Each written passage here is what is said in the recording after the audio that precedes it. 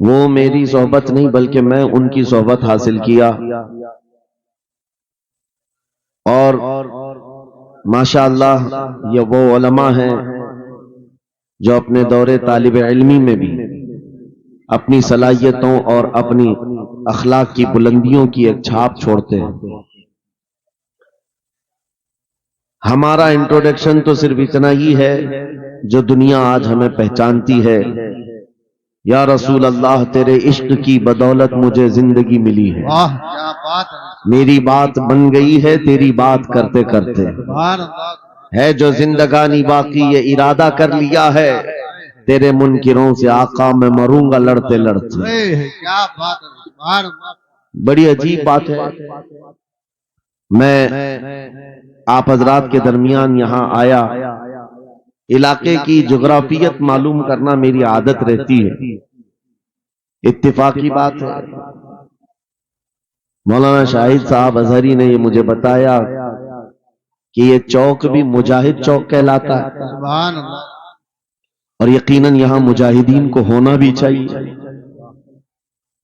اور شاید 17 نمبر بھی ہے کچھ جو ہمارے بدر کی تاریخ بھی ہے، کیا بات ہے، سبحان اللہ۔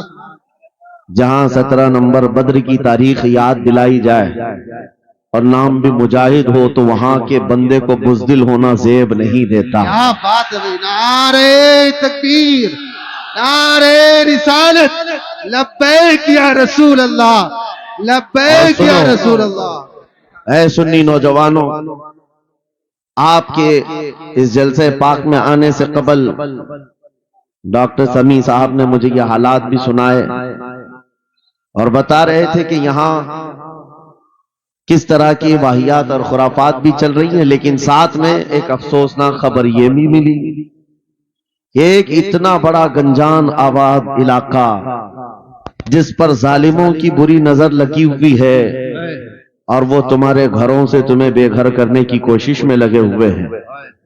ایک بات یاد رکھو، میں آج کے اس منبر سے انہیں پیغام دے کر کے جاتا ہوں، تم کیا تمہارے باپ داداؤں نے بھی اکھاڑنے کی کوششیں کی ہیں، کیا بات، اور صرف یہ ایک خطہ نہیں ہے، ایک خطہ نہیں ہے، ان کیڑوں کی تو کوئی حیثیت نہیں، ان کا باپ اسرائیل مل کر غزہ کو کچھ نہیں کر سکا۔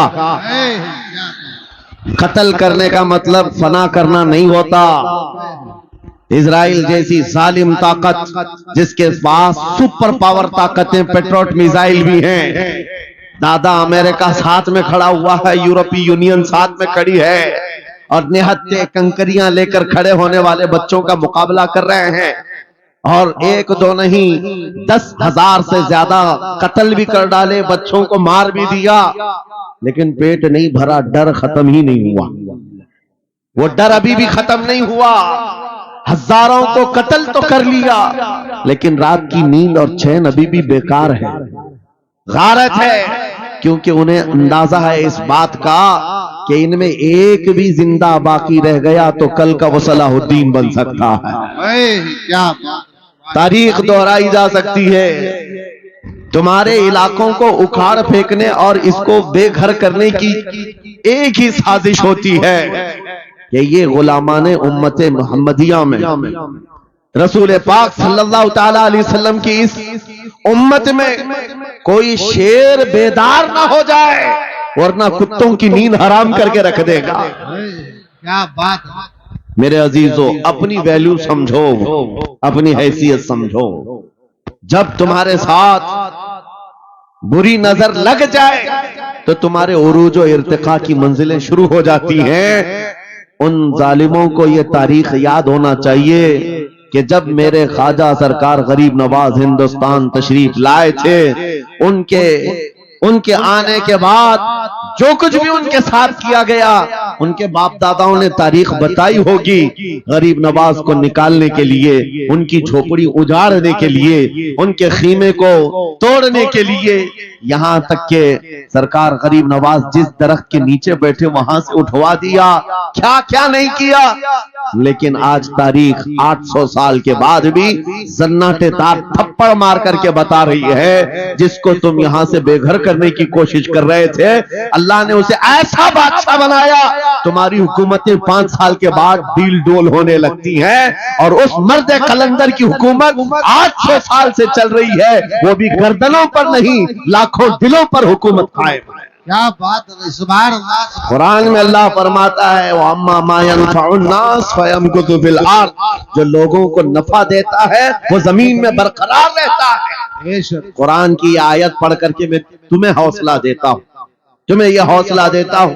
اللہ نے قرآن میں فرمایا اِنَّ أَرْضِي وَاسِعَةٌ میری زمین بہت کشادہ ہے میری زمین بہت کشادہ ہے. رب تعالیٰ فرماتا ہے وَلَقَدْ كَتَبْنَا فِي الزَّبُورِ مِن بَعْدِ الذِّكْرِ أَنَّ الْأَرْضَ يَرِثُهَا عِبَادِيَ الصَّالِحُونَ ہم نے زبور میں یہ لکھ دیا ہے کہ ہم اس زمین کا وارث نیک بندوں کو بنائیں گے. سبحان اللہ. آپ اس بات کے خوف میں نہ رہے اس بات کے خوف میں نہ رہے. عزیزان گرامی وقار جو کام تمہیں کرنے کے لیے کہا گیا ہے وہ کیا ہے وہ ایک ایسا انقلاب اس زمین سے آنا چاہیے ایک ایسا انقلاب. آپ کو میں ایک بات بتا دوں تاریخ میں جو تمہاری سچویشن اور تمہاری حالت کے مطابق ہو میں وہ بات کرنے کی کوشش کرتا ہوں تاکہ تمہارے دل پر اثر ہو. آپ جس علاقے میں رہ رہے ہیں آپ یہاں کے حالات بہتر جانتے ہیں. وہ دن یاد کرو جب نبی پاک صلی اللہ تعالی علیہ وسلم نے اعلان نبوت فرمایا مکہ میں اور اس کے بعد کفار و مشرکین کا ظلم شروع ہو گیا. غریب صحابہ کو پکڑ کر مارتے تھے. حضرت بلال حبشی حضرت خبیب بن عدی حضرت خباب بن الارد حضرت زید بن دسنا حضرت عمار بن یاسر یہ وہ صحابہ ہیں جن کو صرف مارا نہیں گیا ہے آگ میں تپایا گیا ہے. سب کر لیا. موب لنچنگ مکہ کے ظالم کرتے تھے بہت. اور ایک دن ایسا آیا توجہ میں جو کہنے جا رہا ہوں نبی پاک صلی اللہ تعالی علیہ وسلم حرم پاک میں داخل ہوئے مسجد حرم میں آئے. خانہ کعبہ کی چابی اس وقت عثمان بن شیبہ کے پاس ہوا کرتی تھی جو ایمان لائے ہوئے نہیں تھے. یہ حضرت عثمان غنی نہیں ہے وہ دوسرے عثمان ہیں. عثمان بن شیبہ کے پاس کعبے کی چابی ہوتی تھی. حضور پاک صلی اللہ علیہ وسلم نے ان کے پاس آ کر کے کہا عثمان کعبے کی چابی دو دروازہ کھول کے میں اندر جانا چاہتا ہوں. انہوں نے کہا نہیں تم ہمارا دین چھوڑے ہوئے ہو ہمارے دین سے تم برگشتہ ہو میں تمہیں کعبے میں اندر آنے نہیں دوں گا. کس سے کہا کائنات کیا قوم مولا رسول اللہ. حضور نے کچھ نہیں کہا. توجہ میرے آقا نے فرمایا عثمان یاد رکھنا ایک دن یہ چابی میرے پاس ہوگی اور یہ چابی میں جس کو چاہوں گا دوں گا اور قیامت تک اس سے کوئی چابی چھین نہیں سکے گا. سبحان اللہ سبحان اللہ. اتنی بڑی بات جبکہ مکہ کے حالات بہت الگ تھے. جگہ جگہ صحابہ کو مارا جا رہا تھا اور چھپ چھپ کر کے اسلام کی تبلیغ کی جا رہی تھی. اس زمانے میں میرے آقا فرماتے ہیں عثمان یہ چابی ایک دن میرے ہاتھ میں ہوگی کعبے کی میں جسے چاہوں گا عطا کروں گا اور پھر قیامت تک اس سے کوئی چابی نہیں چھین سکے گا. یہ حدیث پاک میں موجود ہے. عثمان بن شیبہ کہتے ہیں پہلے تو مجھے ہنسی آئی کیونکہ یہ خانہ کعبہ کی چابی کی ذمہ داری عام نہیں ہوتی خاندانی ہے برسوں سے چلی ہوئی وراثت کے ساتھ آتی ہے اور یہ اس طرح سے مجھے کہہ رہے ہیں کہ چابی ان کے پاس چلی جائے گی. اور پھر عثمان بن شیبہ کہتے ہیں ان کے حالات دیکھ کر کے تو لگ نہیں رہا تھا کہ چابی جائے گی لیکن جلال جس انداز میں گفتگو ہو رہی تھی یہ دیکھ کر ڈر بھی لگ رہا تھا کہ کہیں یہ سچ مچ چابی لے تو نہیں لیں گے. پھر عثمان بن شیبہ کہتے ہیں وہ حالات بھی آ گئے کہ جب رسول اللہ ہجرت کر کے چلے گئے مکہ صحابہ بھی گھر بار چھوڑ کر چلے گئے. عثمان بن شیبہ کہتے ہیں اب تو دل میرا چوڑا ہو گیا کہاں مجھ سے چابی لینے کی بات کر رہے تھے کہاں ان کا گھر بھی نہیں بچا گھر بھی چھوڑ کر جانا پڑا. اگر کل تمہارا گھر چھوڑ کر جانا پڑے تو میری یہ بات یاد رکھنا اس حدیث کو یاد رکھنا. حضور پاک ہجرت کر کے چلے گئے صحابہ بھی اپنے گھر بار سب چھوڑ کر مدینے چلے گئے. عثمان بن شیبہ کہتے ہیں اب تو میرا سینہ چوڑا تھا، کہاں یہ چابی کی بات کرتے تھے، کہاں اپنا گھر بھی نہیں رکھ سکے۔ سال گزر گیا، 2 سال گزر گئے، 3 سال گزر گئے، 4 سال گزر گئے، 5 سال گزر گئے، 6 سال گزر گئے۔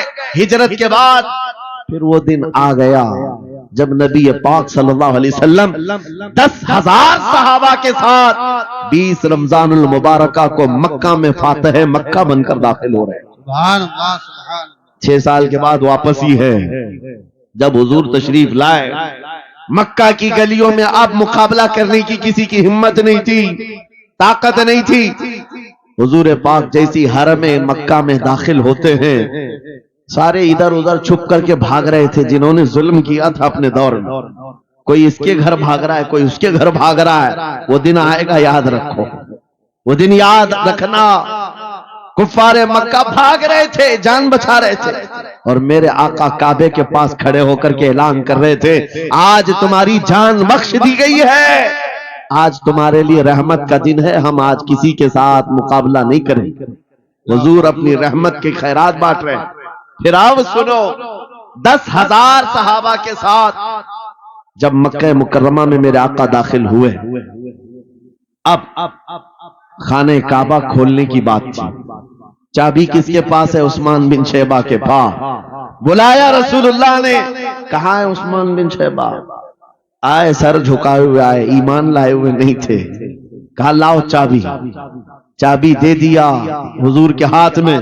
کہا اے عثمان، کیا میں نے یہ بات نہیں کہی تھی ایک دن یہ چابی میرے ہاتھ میں آئے گی؟ وہ سر نہیں اٹھا سکے، سر جھکائے کھڑے رہے۔ میرے آقا نے اپنے ہاتھوں سے چابی کھولا، خانہ کعبہ کا دروازہ کھولا، اور وہاں سے سارے شرک و کفر کی آلائشوں کو پاک کیا۔ پھر اس کے بعد چابی بند کر کے، اب سنو، میرے آقا باہر آئے اور فرمایا آج میں یہ چابی ایسے آدمی کے ہاتھ میں دوں گا جس سے قیامت تک کوئی چھین نہیں سکے۔ کتنا بڑا فرمان ہے میرے آقا کا۔ حضور نے جب یہ فرمایا تو جو بڑے بڑے صحابہ تھے ان کے دلوں میں خواہش تھی کاش چابی ہمیں مل جائے، ہمارے خاندان میں چلتی رہے۔ وہاں صدیق اکبر بھی ہیں، فاروق اعظم بھی ہیں، عثمان ابن عفان بھی ہیں، حیدر کرار بھی ہیں، رضوان اللہ علیہ مجمعین۔ سب صحابہ کے دل میں یہ خواہش تھی یہ چابی ہمیں مل جائے۔ میرے آقا صلی اللہ علیہ وسلم نے سب کی طرف دیکھا اور پھر آیت پڑھی ان اللہ یأمرکم ان تؤدوا الامانات الی اہلھا، بے شک اللہ تمہیں حکم دیتا ہے امانت اس کے اہل کے سپرد کر دو۔ یہ آیت پڑھ کر کے میرے آقا پھر انہی شخص کو بلاتے ہیں جن کے پاس پہلے سے چابی تھی، عثمان بن شیبہ قریب آؤ، قریب آؤ۔ وہ کہتے ہیں میری تو حالت غیر تھی، آج تو میں مجرم بن کر کے آیا تھا، قیدی بن کر کے آیا تھا، مجھے تو آج مارا جانا تھا، ایمان لائے ہوئے نہیں تھے۔ حضور نے کہا یہ چابی واپس میں تم کو ہی دیتا ہوں اور صبح قیامت تک یہ تمہارے خاندان میں رہے گی۔ اتنا کہنا تھا، عثمان بن شیبہ نے پکار کر کہا لا الہ الا اللہ محمد رسول اللہ۔ کیا بات ہے سبحان۔ میرے عزیزو آج بھی جا کر دیکھ لینا، 10 بادشاہ آئے ہوں گے، سینکڑوں حکومتیں بدل گئی ہوں گی، خانہ کعبہ کی چابی آج بھی عثمان بن شیبہ کے خاندان میں ہی موجود ہے۔ وہ صحابی رسول، میں یہ حدیث اس لیے آپ کے سامنے عرض کیا، تم اس رسول کے امتی ہو، اس رسول کے امتی ہو جنہیں ایک بار للکار کر کے چیلنج کر دیا گیا تھا کہ کعبہ کی چابی نہیں دیں گے۔ میرے آقا صلی اللہ علیہ وسلم نے اپنے جلال و جمال کے سنگم کے ساتھ اعلان فرمایا تھا یہ چابی میرے ہاتھ میں ہوگی۔ آج اس حبیب کائنات رسول کائنات صلی اللہ علیہ وسلم کی امت کو میں یہ حدیث سنا کر کے عرض کر رہا ہوں، حالات اگر مکہ جیسے آ گئے تو نروس مت ہو جانا، ہمارا گھر لٹ جائے گا، ہماری چابیاں چلی جائیں گی، ہمارے کواڑ دروازے بند ہو جائیں گے۔ اس نبی کو یاد کرنا، آقا آپ کا امتی اگر بے گھر کیا جا رہا ہے، آپ کی طرف سے مدد آ جائے، اور آئے گی، میرا یقین ہے مدینے سے آواز آئے گی۔ آج یہ ظالم کتے اگر تمہارا دروازہ بند کرتے ہیں، انتظار کرو، انتظار کرو، کچھ دیر کی خاموشی ہے، پھر شور آئے گا۔ آج کتوں کا وقت ہے، کل ہمارا دور آئے گا۔ نعرے تکبیر، نعرے رسالت، عظمت رسول، شان رسول، فیضان اولیاء اکرام، فیضان عاشق رسول۔ عزیزان گرامی تکبیر۔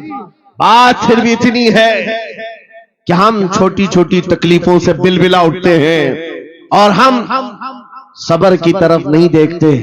ہمیں حالات آج ہلا دیے جائیں گے، جھنجھوڑ دیے جائیں گے۔ قرآن پاک میں رب تعالیٰ فرماتا ہے، ام حسبتم ان تدخلوا الجنہ ولما یأتکم مثل الذین خلوا من قبلکم مستهم البأساء والضراء وزلزلوا حتى يقول الرسول والذین آمنوا معه متى نصر اللہ الا ان نصر اللہ قریب۔ میرا رب فرماتا ہے، کیا تم یہ سوچ کر بیٹھے ہو کہ ایسی ہی جنت میں داخل ہو جاؤ گے، اور پہلے والوں کو جس طرح تکلیفیں آئیں تمہیں نہیں آئیں گی؟ ان کو ہلا دیا گیا تھا، یہاں تک کہ رسول نے بھی اور ان کے ساتھ ایمان والوں نے بھی یہ کہہ دیا، یہ کہنے لگ گئے اللہ کی مدد کب آئے گی؟ آگاہ ہو جاؤ، اللہ کی مدد بہت قریب ہے۔ قرآن کی آیت ہے۔ تم اگر یہ گمان کر کے بیٹھے ہو کہ یوں ہی جنت میں چلے جائیں، ہاں یوں ہی ہم ساری منزلیں طے کر لیں گے، جس کا جتنا ایمان ہوگا اتنا وہ آزمایا جائے گا، اتنے امتحانات سے گزارا جائے گا۔ آج اے نوجوانوں، تمہارے امتحان کا وقت قریب آنے والا ہے۔ تمہیں کیا کرنا چاہیے؟ کیا کرنا چاہیے؟ امتحان دینے کے لیے تیار رہنا چاہیے، ورنہ ہواؤں کی کیڑے مت بننا۔ آج ہوا ان کی چل رہی ہے تو ان کی جے جے کریں گے، کل ان کی چل رہی ہے ان کی جے جے کریں گے۔ ایمان والوں کی یہ معیار نہیں ہے۔ جو ایمان والا ہے وہ ہر آندھی میں ڈٹا رہتا ہے، جمع رہتا ہے۔ خالد بن ولید کو یاد کرو، ایک لشکر لے کر کے وہ ایک علاقے میں گئے تھے۔ توجہ ہے نوجوانوں، میں دیکھ رہا ہوں بہت سارے کھڑے ہوئے ہیں اور بیٹھے ہوئے بھی ہیں، جو جیسا ہے وہیں جمع رہے گا، کیونکہ یہ محفل رسول ہے، محفل رسول ہے۔ ظاہر سی بات ہے کھڑے ہونے والے وہ بھی اتنا ثواب حاصل کریں گے، بیٹھے ہوئے بھی۔ لیکن قرآن کہتا ہے لا یستوی القاعدون، یعنی بیٹھے ہوئے لوگ کھڑے ہوئے لوگوں کے برابر نہیں ہوتے۔ خیر، بات یہ ہے کہ آپ اپنا ذہن اس طرف رکھیں۔ خالد بن ولید، اس عظیم مجاہد کی بات کر رہا ہوں رضی اللہ تعالیٰ عنہ، ایک لشکر لے کر، نوجوانوں کا لشکر تھا، ایک عیسائی قلعے کا محاصرہ کر لیا، اور قلعے کا محاصرہ کرنے کے بعد اندر سخت لوگ تھے، مقابلہ کر رہے تھے، لیکن قلعہ فتح نہیں۔ اب اندر والوں نے یہ مشورہ کر لیا، جو بڑا راہب تھا، پادری تھا، کہا یہ خالد بن ولید ہے، اس سے لڑنا آسان نہیں ہے، یہ جہاں جاتا ہے فتح کے جھنڈے گاڑ کر آتا ہے۔ اس نے جو گرو گھنٹال تھا سب کو جمع کیا اور کہا میں ایک طریقہ ڈھونڈا ہوں، اس کے ذریعے سے ان کے اوپر ہم کامیابی حاصل کر لیں گے۔ سب نے کہا ہم اتفاق کرتے ہیں۔ کہا کیا طریقہ ہے؟ گرو نے کہا، پادری نے کہا، یہ بیٹھائے یہ سب چیزیں محفل رسول کے آداب نہیں، جو لوگ بیٹھا رہے ہیں، میں کہہ رہا ہوں جو جہاں ہے جس حالت میں کھڑے رہیں گے انشاءاللہ۔ آپ اگر کھڑے ہونے میں دقت محسوس کر رہے ہیں، میں بھی کھڑا ہوتا ہوں انشاءاللہ، ٹھیک ہے؟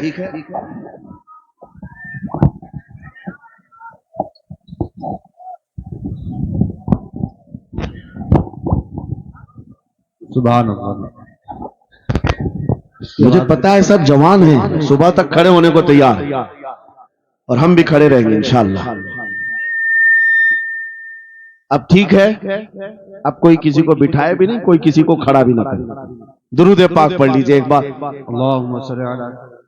اللہم صلی علی سیدنا محمد وآلہ واصحابہ وبارک وسلم۔ مجھے پتا ہے مفتی صاحب میں یہ آپ کو بتا دوں ہر جلسے میں یہ حال ہم دیکھتے ہیں. وجہ یہ ہے کہ ہم کرسی پہ بیٹھے رہتے کچھ لوگوں کو نظر نہیں آتے وہ ہنگامہ کرتے رہتے ادھر سے نہیں دکھ رہے ادھر سے نہیں دکھ رہے اور آس پاس جو بیٹھے ہوئے ہیں ان کو وہ اڑچن سمجھتے ہیں کہ یہ بیچ میں حائل ہو گئے ہیں. لیکن میں اتنی بات کہتا ہوں الحمدللہ ہماری وہ قوم ہے مجھ جیسے ایک نکمے میں ایک غلام اور خادم ہوں مجھے دیکھنے کے لیے وہ بیچ میں کسی کو برداشت نہیں کر پاتے تو یہ اپنے رسول اور اپنے درمیان کسی اور کو کیوں برداشت کر سکتی ہے؟ کیا بات ہے بہت اچھا سبحان اللہ. ہم غلاموں کے لیے ان کے جذبات ہیں تو رسول کے لیے جذبات اور ہیں. الحمدللہ وہ عشق ابھی سلامت ہے اسی لیے تو ہم گھوم رہے ہیں. اگر مرے ہوتے تو مردوں کو کون خطاب کرتا؟ زندگی ابھی باقی ہے اور ہمیں امید بھی باقی ہے امید باقی ہے. خرافات آ گئی ہیں مجھے پتا ہے غلط کام بہت آ گئے ہمارے محلے میں. مجھے صبح سے بتایا گیا بہت سارے یہ ایک محلے کا المیہ نہیں ہے ہم جہاں جا رہے ہیں شہروں کے شہر نشے میں تباہ ہیں برباد ہیں لیکن ساتھ میں مجھے اس بات کا یقین ہے حضور کی یہ امت گنہگار تو ہو گئی ہے لیکن غدار نہیں ہے. کیا بات ہے حضور کی غدار نہیں ہے. آج بھی اگر ان سے کہہ دو چاہے وہ کسی بھی طرح کا عمل رکھتا ہو حضور کی عزت کی بات آئی تو اپنی گردن لے کر حاضر ہونے کو تیار سبحان اللہ ہے یا نہیں میری اس بات پر؟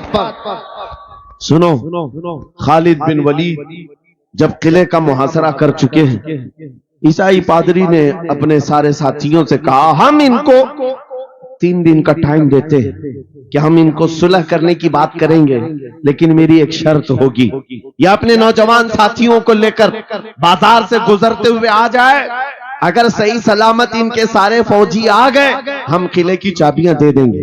سارے عیسائیوں نے پوچھا کیا کرنا کیا چاہتے ہو؟ اس پادری نے کہا ملک کی مشہور خوبصورت لڑکیوں کو اور زر و جواہرات کو میں راستے پر بچھا دوں گا ننگی لڑکیوں کو کھڑا کر رکھوں گا جب خالد بن ولید کی فوج یہاں سے گزرے گی نوجوان ہے نفس بھڑکتا ہے اور اس طرح سے ایک نوجوان کو خریدنے کے لیے 2 ہی چیزیں ہوتی ہیں ایک عورت ہے دوسری دولت ہے اور نوجوان اس میں پھسل جاتا ہے. میں جانتا ہوں کہ جب یہ دونوں چیزیں سجا کر رکھ دی جائیں خالد بن ولید کے یہ لشکری ٹوٹ پڑیں گے عورتوں پر اور دولت پر ہم آسانی سے ان پر قابض ہو جائیں گے. سب نے واہ واہ کیا تالیاں بجائی اور پادری آ کر خالد بن ولید سے کہتا ہے ہم آپ سے لڑنا نہیں چاہتے ہم آپ سے مقابلہ نہیں کرنا چاہتے آپ 3 دن کے بعد اپنے لشکریوں کو لے کر اس بازار سے گزرتے ہوئے آ جائیے صحیح سلامت اگر آپ پہنچ گئے تو قلعے کی چابیاں آپ کے حوالے کر دوں گا.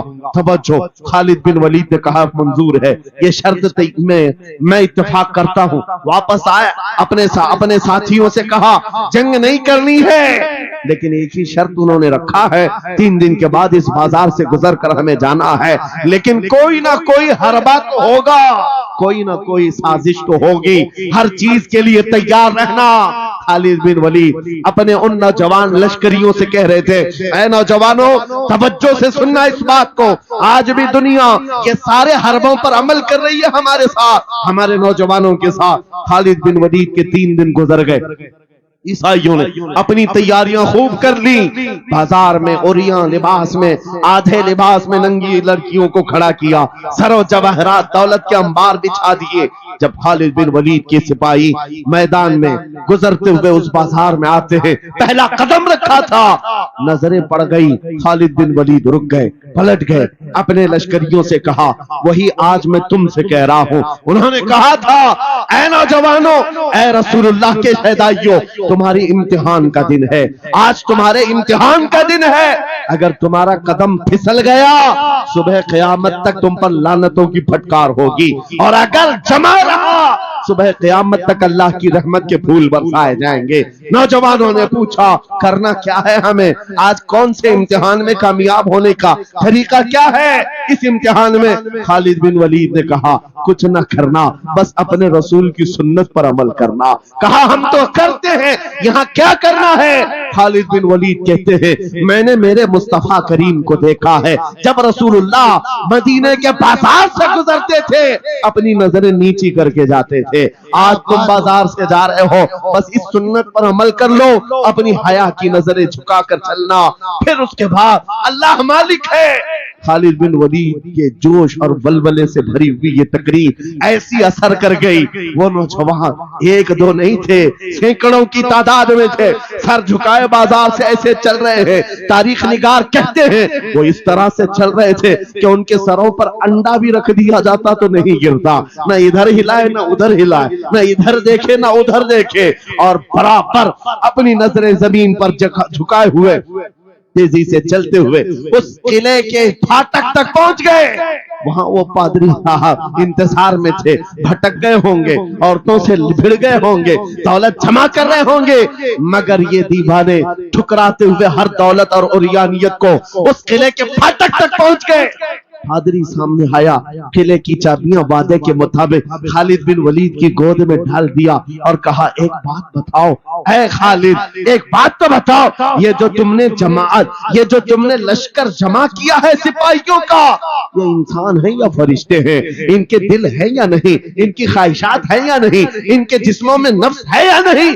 ہم نے ملک کی سب سے خوبصورت ترین عورتوں کو کھڑا کر دیا تھا, دولت کو بچھا دیا تھا, ان میں سے ایک بھی اس کی طرف توجہ نہیں کیا.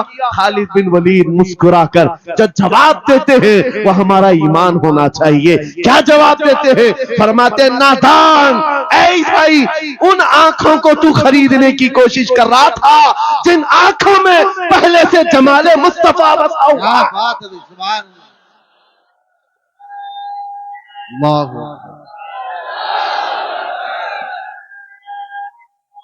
یا رسول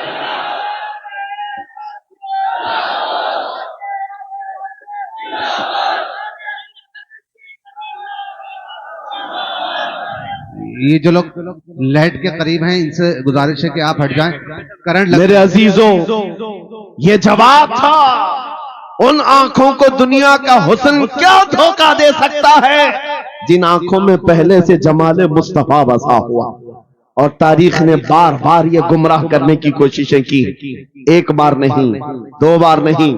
قلیوبی میں ایک حکایت ہے, حضرت شہاب الدین قلیوبی نے لکھا ہے, 3 بھائی ایک عیسائی بادشاہ کی قید میں آ گئے تھے. تینوں سگے بھائی تھے اور جوان بھی تھے. جوان زیادہ ہیں اس لیے خطاب کر رہا ہوں, اس کا مطلب یہ نہیں ہے کہ بوڑھوں کے لیے کوئی نصیحتیں نہیں. انسان ہے, نفس ہے, تو سب کے لیے, سب کے لیے. 3 جوان قید میں آ گئے. بادشاہ نے ان کو آفر دیا کہ میرے دین میں آ جاؤ, میں سپاہی بنا لوں گا, وزیر بنا لوں گا. مگر وہ رسول اللہ کے غلام تھے, میرے آقا کے شہدائی تھے. کہا اتنی آسانی میں تو ہم دین نہیں بیچ سکتے. توجہ ہے نوجوانوں, یہ سب تمہارے ساتھ ہو رہا ہے. دولت تمہیں دکھا کر, حسن تمہیں دکھا کر اگر دنیا خرید سکتی ہے تو لعنت ہے ایسے تمہاری زندگی پر, تف ہے. پھر وہ کیسا ایمان والا ہے, کیسا مسلمان ہے جس نے اپنے نبی کی محبت کو ہلکی چیز میں بیچ دیا. اس کا کوئی تعلق نہیں ہے. الا لا ایمان لمن لا محبت له, اعلیٰ حضرت نے لکھا ہے اس کا ایمان ہی نہیں جس کے دل میں میرے آقا کی محبت نہیں. کیا بات ہے, اگر محبت ہے تو سودا نہیں کرو گے. 3 بھائی ایک بادشاہ کی قید میں آ گئے اور ان کو آفر دیا گیا دین بدل لو, ہمارے دین میں آ جاؤ, چھوڑ دیں گے. سخت تھے, جمے ہوئے تھے, ڈٹے ہوئے تھے. کہا نہیں. کہا جلاد کو بلاؤ, کوڑے مارو. کہا تیار ہیں ہم. اتنا نہیں, بادشاہ اتنے غصے میں تھا, جلاد کو بلایا اور کہا ایک کڑھائی لاؤ, تیل ڈالو اور کھولاؤ. تیل ڈال کر کے کھولایا گیا. جب تیل کھولنے لگا ان تینوں میں سے بڑے بھائی کو اٹھا کر تیل میں ڈال دیا. چلتے ہوئے تیل کے اندر جب اس نوجوان کو ڈالا گیا تو فوراً دم زدن میں روح نکل گئی, شہید ہو گئے.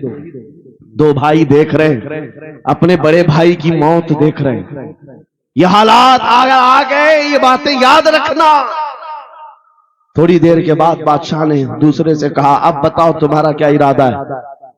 دوسرے نے کہا اب تو اور بھی تم نے سخت کر دیا امتحان, ہم تو اپنے نبی کو دھوکہ نہیں دے سکتے اور نہ ہی میرے شہید بھائی کو.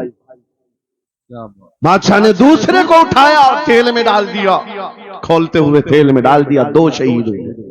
तीसरा जो था वो 22 साल 25 साल के बीच का था।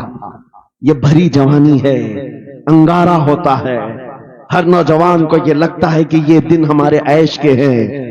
दुनिया में जहां चमकती हुई चीज को देखता है दिल दे बैठता है, माँ बाप से भाग जाता है, घर बार को छोड़ देता है, उसको हर अच्छी चीज बुरी लगने लग जाती है। ये उम्र बड़ी खतरनाक मंजिल पे आ जाती है। ऐ नौजवानों, जो इस उम्र में बच गया इंशाअल्लाह वो आगे भी बच जाएगा, आगे भी बच जाएगा। 22 साल का खड़ियल जवान है जिसके सामने उसके 2 भाइयों को खोलते हुए तेल में डाला गया। उसकी कैफियत क्या होना चाहिए? अब पूछा गया तुम्हारा क्या इरादा है? कहा इस तरह तुम 100 बार भी तेल में डालोगे तो मैं यही कहूंगा मेरा रसूल मोहम्मद सल्लल्लाहु अलैहि वसल्लम, हमारे आका मोहम्मद सल्लल्लाहु अलैहि वसल्लम हैं, मैं यही कहूंगा। बादशाह इतने गुस्से में था